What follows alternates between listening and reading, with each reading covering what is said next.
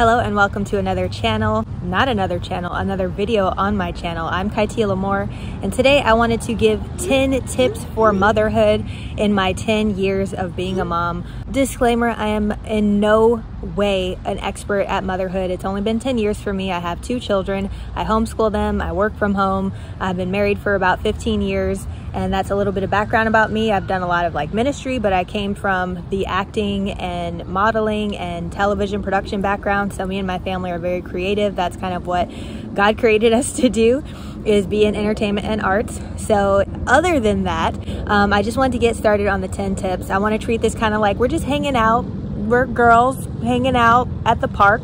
Maybe you are thinking about being a mom, or you are a mom, or you're wondering just what moms go through and any advice and tips that I would have for that. And these are just 10. I can think of so many other things to talk about, but these are the ones that really popped into my head and that have really stuck with me in motherhood. And so let's just get into it. I know you don't got all day. I don't got all day either. I'm actually at the playground with my husband and kids. They're having fun while I'm filming this, and then I'll be joining them. So let's go ahead and get started. So the number one tip that I would give, I kind of learned this the hard way. There's a helicopter, there's a lot going on. Anyways, we're at a playground, so if you hear noise and laughing and screaming, all that stuff, it's a bunch of kids. Okay, so now that that helicopter is passing and getting out of our hair, I wanted to talk about the first one. So for me, I gotta say, I did a lot of research about pregnancy. I did a lot of research about labor and delivery, but did I do a lot of research about postpartum? I did not. I had no idea what postpartum anxiety was. I had no idea what postpartum depression was. I had no idea that it wasn't that easy to breastfeed your child. There was just a lot of disappointments that I had based on my expectations that things were just going to be easy and simple and everything would just come to me, that my natural instincts would kick in and that everything was just going to be gorgeous and beautiful and wonderful. But it was really hard for me, especially my first time around. Like I said, I did not do a lot of research, and the biggest tip that I would give is to do that. Start thinking about your plan after giving birth and look into even just advice that people give, like my top 15 tips on how to get through postpartum alive or something like that. Because I feel like it would have helped me a lot if I kind of had a reality check of knowing what to expect and not just toss myself into it. I didn't know what I needed. I didn't know how to accept help because I didn't even know what help that I needed. So those are some things that you can look into, is like how to best support yourself while you're in the mindset before having kids, before thinking about what it's like to transition into motherhood. Because for me, going from 0 to 1 was way more difficult than going from 1 to 2, because there was a lot of things that I did differently. There's a lot of things that I learned first time around that I took into my second time around. So yes, I would definitely say and advise you to come up with things where it's like, these might be your plans about nursing, about bed sharing, or having your kid sleep train. There might be different things that you have plans on even in the delivery room. There might be different things you have plans on with your pediatrician. I would say the saying is true: hope for the best, prepare for the worst. Best case scenario, this is what could happen. Worst case scenario, how would we deal with that? So I would say go over some what ifs in your mind without catastrophizing, without stressing yourself out. But if you're like, I definitely want to exclusively nurse, but just in case, what can I look into? Are there any backup plans that I would feel comfortable with? So those are the kind of things that I'm talking about when it comes to having a backup plan for postpartum and thinking about all the scenarios that could come up. Talk to other friends that have had kids and know a little bit more about motherhood and babies and all of that stuff. But yeah, do not go into it blind. And even creating a system, like I could have saved myself a lot of heartache even finding the right pediatrician, because there's some people that they might just have terrible bedside manner. They might just be rushing you out of the door, and you need somebody who's more caring, and you need somebody who's going to be able to answer all your questions. So even with that, interview pediatricians. And if you don't like your OBGYN, get a new OBGYN. You have the ability to do that. It's not that you're stuck with these people. There are options for a reason. Find a system and a team, professional and family and friends, that are going to support you in getting the best out of motherhood. So number 2, for me, it's crazy how much of an identity crisis that I had when I first became a mom. I felt like I didn't know who I was. I was so used to living life a certain way, having my career a certain way, and then having a child. Though I longed for it, though I felt so blessed to be a mom, I just didn't know what to do with myself. I didn't know how to dress. I didn't know like what I like to do. I didn't know what I wanted to do for fun. I was just like, who is this person? And even for me, like I did breastfeed and I was like, what do I wear? What am I going to be able to be feeling cute in? Because I am into fashion and makeup and all that. What am I going to feel cute in, but also realistically be able to wear while nursing my child, or being comfortable, or being able to run around with her? So one thing that I did that I would advise other moms to do is, like, if you're thinking of a new wardrobe as a mom, instead of going and spending money and regretting it, what I did was I went on Pinterest and I created a fashion mood board basically, and started just pinning things that I liked, different outfits that I liked, different hairstyle that I liked, different jewelry that I liked. And then I started to notice a pattern of different colors that I was drawn to, different patterns that I was drawn to, and even like different tones of jewelry, different styles of hair. And that really helped me that when I was going shopping, I could be very intentional about getting staple pieces that were gonna last me. Like, let me make sure I have this type of shirt, this type of blazer, these types of jeans, this type of skirt, this type of dress, so that it can go with me to many different occasions and I don't have to be like, I have nothing to wear, I look terrible in everything, I don't feel comfortable in my body, things are changing, things are sagging. Like, just being honest, like sometimes it can be a little bit hard to adjust to how to dress it and how to make it functional for your lifestyle. So one of the things that I noticed even with that is, like, I really like gold jewelry, because I used to only go towards silver jewelry because I felt like gold just blended into my skin tone too much. But what I noticed is I really like classic gold jewelry. And I wanted to actually mention this, that I want to give away a classic, beautiful, timeless piece of jewelry to one of you guys. I actually have something here from Luisa jewelry. It came in this cute little case, and I'm wearing the smaller version of it. I have these tiny little huggy hoops, which are so cute. I'll get close-up shots of all of this. And then this is the bigger version. So for my mamas out there who want to get a little bit glitzy, a little bit glammy, I'll get a better shot and close-up of these. But they're so cute. I love this twisted shape. And then even with this bracelet that I got from Luisa, they were kind enough to collaborate with me on this video. I already owned some of their jewelry and they gave me more pieces. So I was like, I want to give something to you guys for Mother's Day in light of being a mom, trying to do it all, and just wanting to have some really beautiful, timeless, well-crafted, high-quality jewelry.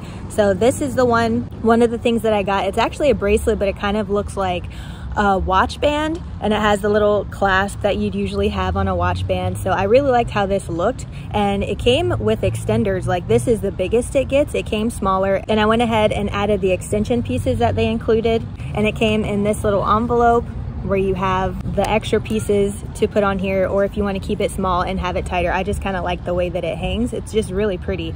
So I wanted to share with you guys a little bit about the company Luisa. So one of the things that stood out to me about them, like I said, is just very classy, timeless jewelry, but also it's made very well and it doesn't cost a fortune. So Luisa crafts high quality jewelry pieces at very affordable prices. Designs start at just $39 with free and fast shipping anywhere in the US. Affordable shipping options are available everywhere else. Exchanges are easy, and you also get a 2-year warranty on all products. From the packaging to products, they care about their impact on the planet by using recycled materials wherever possible to ensure 100% carbon neutrality, which, if that's important to you, that is also important to them. And number 3, their designs are unique and are crafted to stand the test of time. Every single piece is rigorously strength and humidity tested, and these are long-lasting, tarnish-resistant essentials you can feel good about wearing.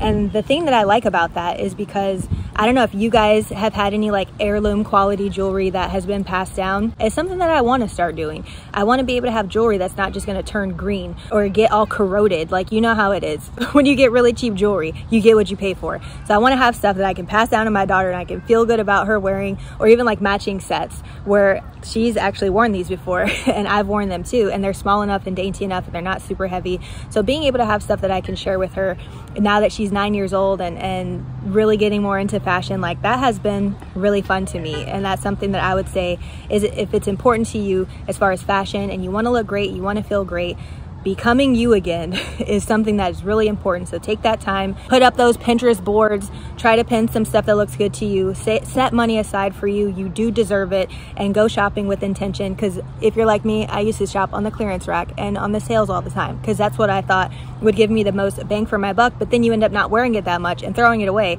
So if you just get something that you like, even if it costs a little bit more, you'll be wearing it all the time. And that's what I try to do more of these days, is find stuff that I know is going to fit me well, be flattering, have great colors, great patterns, and all of that. So that is number 2. Number 3, what fills you up? I had a really hard time with this. Like when my daughter was a newborn, my husband had dodgeball. He had friends that he could meet up with and do fun things with, and really into sports, really into, like, he's super social. And then for me, I was like, I don't even know what I would like to do. Like if I did go outside, like I don't even know what I would want to do outside. And so that was actually really hard for me to figure out. And then some of my friends started a women's Bible study when Petra was like maybe 6 to 8 months old. And I'm telling you, that became like a lifeline for me to be able to talk to women in a similar life age, similar life phase, who we could break down the word together. Like it just really filled me up. Like if I missed it, I felt it. Like I felt like I needed to go. Like we need to have these meetings. I was like, this is what's keeping me going. One of the things that's a lifesaver right now. So I think that's very important, is to find something that fills you up as an individual, and not just something that's for your kids or for your family or for your spouse or your community service. All of that stuff is good, but you are also very important. You need to be filled up. And another thing about that is, like, besides things that are fulfilling and help you to grow and mature and are good for like your emotional well-being, stuff that's fun. Like for me, I know this might sound weird, but YouTube is actually fun for me. I went to school for television production. I don't know if you know that. You might not have heard me say that before on my channel, but I went to school in college for television production. I love photography. I love filmmaking. I love acting. I love basically all parts of production. And for me, starting a YouTube channel really helped me to have that creative outlet where I could be in the comfort of my own home, film it around my own schedule, because I wasn't going to be able to be on set for 14, 16 hours a day anymore. That just wasn't going to work for me. So because of that, I had to just figure out something that I could do and be flexible with. So starting my YouTube channel was really great. And then it ended up being like a side income thing that I was able to do to kind of help in working from home, to have some extra cash to save up to do fun things. My money was like fun money. My husband's money was like household money. So we kind of like had that thing working out. So that was important for me. So find something that you really like to do, even if it's gardening, even if it's like going swimming, going to the beach, reading a book. Find something that is just bringing you joy and not like this huge task that you need to get done that you don't even like. Don't be doing stuff that you don't even like and call it a hobby. So number 5, speaking of education, I did talk about college for me. I think it is important to think about your kids' education, even before becoming a mom. Like, what do you feel led to do? For us, we were led to do homeschooling, so we homeschool our kids. But I wouldn't even recommend that to everybody, because I don't think that that's the best thing for everybody. It kind of depends on your family. It depends on your calling. It depends on your lifestyle. So I would say just consider it. Just think about that. Be intentional about that, because I think for me, before even considering homeschooling and the Lord kind of in prayer telling me to do that, it was not an option. I was like, my kids are going to be in public school. I was in public school. I turned out fine. They'll turn out fine. And then the Lord was just like revealing things to me about my family and the things that we would be doing and the things that he was calling us to do. And it makes sense now, so many years later, like, wow, of course we homeschool. Of course we needed it to be this way. And it just really makes sense for us. We function very well in that. And it's been a huge blessing. But like I said, I wouldn't recommend it to everybody, because it's not very easy. It's hard and it's time consuming, but for us, it's really worth it. But just pray about that and just be thinking about those things. And I also have a video about it, just in case you didn't know. I have a whole video on the week in my life of being a homeschool mom, and I'll link that below and put a little image so that you'll know what that looks like, what the thumbnail looks like. So another, speaking of school, I find that, or you might even find this to be true, that you'll talk to a lot of people who've been to college and they currently don't use their degree, and they've never used their degree for work. They kind of felt pressure to start, pressure to hurry up and pick something. And I'm amazed at how many people who are like 18 years old, journeying into adulthood, have no clue what they want to do when they grow up. They have no clue. So they just kind of like throw themselves into something and try to figure it out. But as a parent, I would say a huge tip is to cultivate your children's passions. Figure out what they really like to do. Like my daughter loves to draw.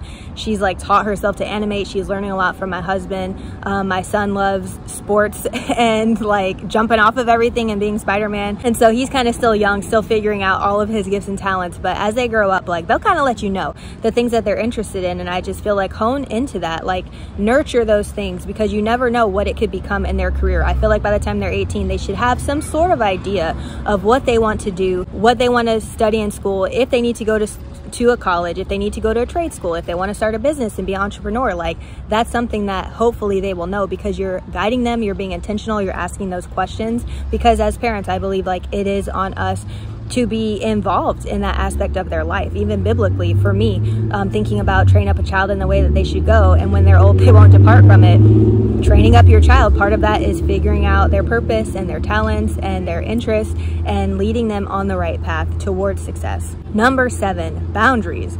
Not everyone is for you. I don't know if you know this in life. Not everybody is for you, no matter what. No matter if they're your family, your friends, your community, your coworkers, your schoolmates. Look at people's actions. My dad used to say this a lot. Pay attention more to what people...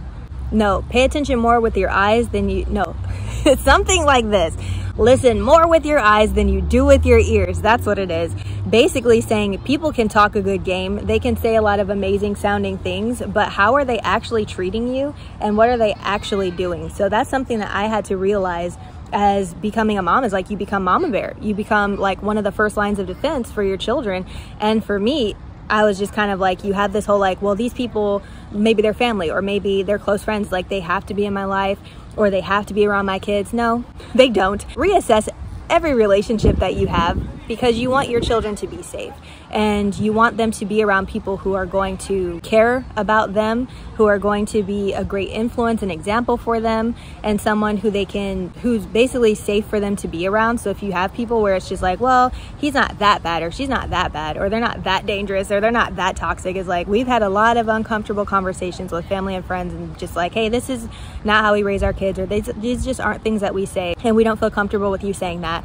And it has been very uncomfortable. Sometimes it's been scary, but I don't regret any of that. Looking out for my kids and making sure they're around people who are going to really take care of them. So I would definitely advise you to do that as well. Parenting is... A lot of people say this, like nobody can really prepare you for it. I've met people who've been nannies. I've met people who've been teachers. I've met people who have just been around kids a lot, raised their siblings basically, but becoming a mom is a completely different beast. It is not easy and nothing can really prepare you for it. And a lot of people will be like, well, just don't complain and just enjoy every moment. You can still be grateful for every moment, but you do not have to enjoy every single moment. It can be very difficult, and every single stage comes with a lot of pros and comes with some cons. And I just say, like, be sober-minded, be realistic, and do be grateful, be thankful, have a positive mindset. But yeah, you don't have to be like, oh, my kid hasn't slept for 3 days because they're teething and I love it. Like, you don't have to pretend. Just be real. It's okay. And don't let anybody shame you into feeling like you have to like this and this has to be the best day ever because you're blessed to be a mom. And the next one is a little bit of a controversial take. So I've been married for 15 years, like I said, and I've learned from other examples and even in my own life, your spouse becomes...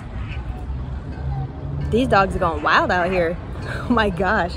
Your spouse is your #1 priority above your children.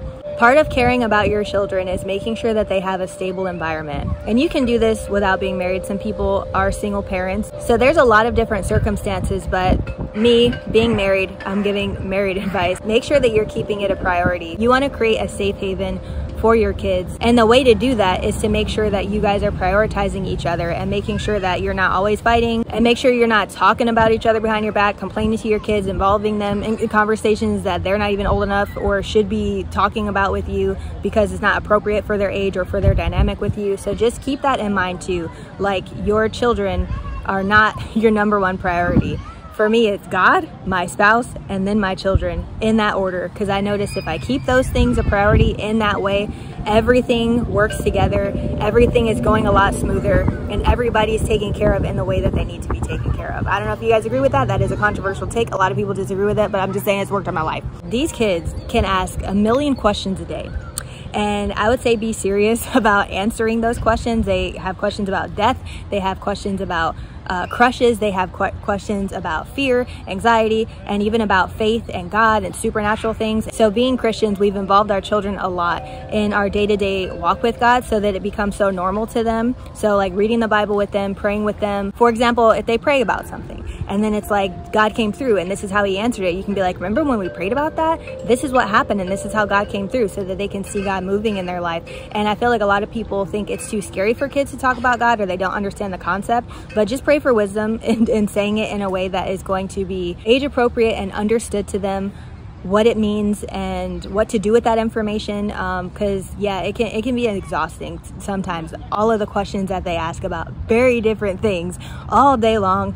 But try to take them seriously in the sense of like guiding them and answering the questions that are really important and are kind of going to shape their worldview in a way that's not just dismissive and like constantly like, you don't need to worry about that right now. Maybe they don't need to be worried about it, but maybe they need to be introduced to the topic or the subject. So I would just say be very discerning about that. So those are all of my 10 tips. There's so many more that I could say. Like I said, I don't know if you guys want to have like a part 2 or something to this, but I just wanted to share that with you guys. Mother's Day is coming up. Happy Mother's Day, early Mother's Day. Thank you to all the people who have been moms, to others, mother figures who have poured out into your communities in that type of way, who've been in the trenches sometimes, you know, going on the battlefield for your kids and just trying to raise up amazing human beings for society. Thank you for the work that you do. And don't forget about the giveaway for your earrings, for your new pair of hoops. I actually forgot to say how to enter the giveaway. So entering the giveaway, just say your favorite thing about motherhood or your favorite thing about your mom